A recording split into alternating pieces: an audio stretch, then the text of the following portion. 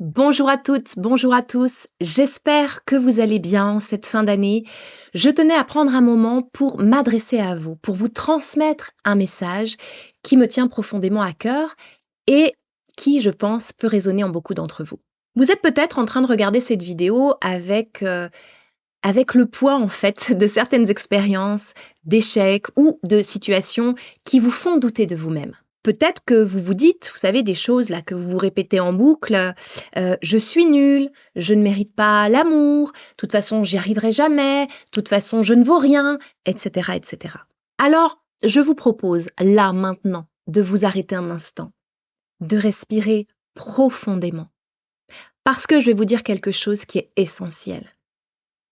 Ce que vous avez vécu ou ce que vous avez entendu des autres ne définit en rien, mais absolument en rien qui vous êtes. On a tendance à nous définir par nos résultats ou par rapport à ce que nous vivons, parce que c'est une croyance qu'on nous a souvent inculquée, ça, seuls les résultats comptent.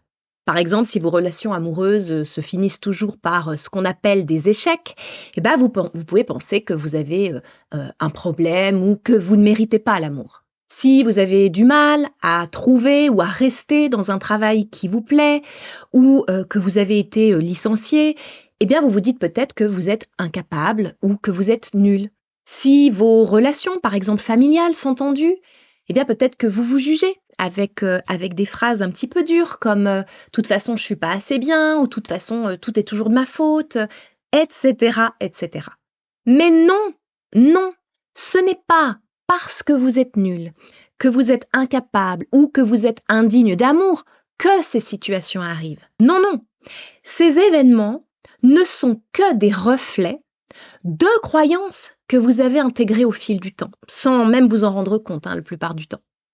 Si vous aviez grandi dans un environnement différent, par exemple avec des parents plus encourageants, un cercle familial plus solide, plus aimant, qui vous disait par exemple chaque jour tu es merveilleux ou merveilleuse tel que tu es, tu as le droit d'échouer parce que c'est comme ça qu'on apprend. Tu es digne d'amour, peu importe tes réussites ou tes erreurs.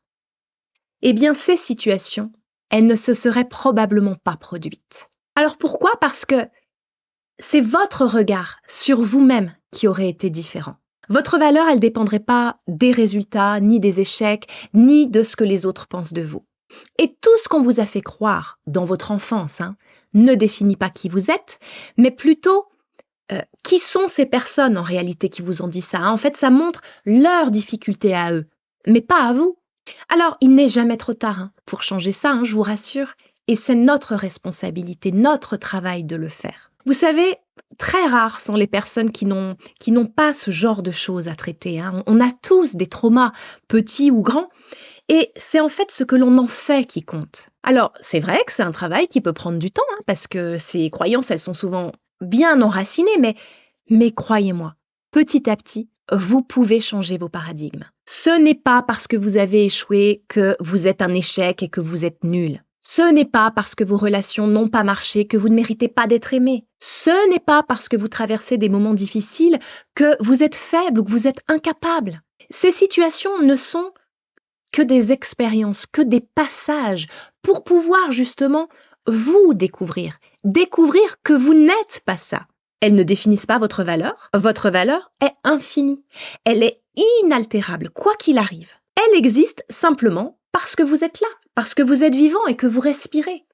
Alors je sais que c'est parfois difficile d'y croire, et je sais que certaines journées, elles sont bien plus difficiles que d'autres, et parfois on retombe effectivement dans ces schémas autodestructeurs. Mais sachez que vous avez en vous toutes les ressources pour vous relever, pour changer ces schémas, pour réapprendre à vous aimer et à croire en vous. Et ça, vous allez le faire en apprenant déjà à vous parler avec bienveillance, comme vous parleriez à votre meilleur ami, en, en accueillant aussi justement ce que vous appelez des erreurs comme des opportunités d'apprendre, pour découvrir en fait le sens profond qui se cache derrière. Et puis en vous rappelant chaque jour que vous êtes bien plus que vos résultats, que vos expériences ou que vos souffrances. Alors même si ce chemin il peut être long, ben, je crois qu'il en vaut franchement la peine. Parce que vous en valez la peine. Alors en cette fin d'année, j'ai envie de vous dire ceci. Ne vous définissez plus par ce qui vous est arrivé ou par ce qu'on vous a dit. Et cette année non plus, là, qui vient de s'écouler, elle ne vous définit pas, d'accord? Vos épreuves ne vous définissent pas. Vous êtes bien plus que ça. Alors je vous invite aujourd'hui à poser un nouveau regard sur vous-même, à vous offrir de la douceur, de la patience, beaucoup d'amour, parce que vous le méritez tout simplement. Alors je vous souhaite à tous de très belles fêtes de fin d'année, qu'elles soient remplies bien sûr de moments de paix, d'amour et surtout envers vous-même. Je vous dis à début janvier parce que je vais prendre aussi quelques jours. Prenez bien soin de votre monde intérieur et à l'année prochaine. Je vous embrasse.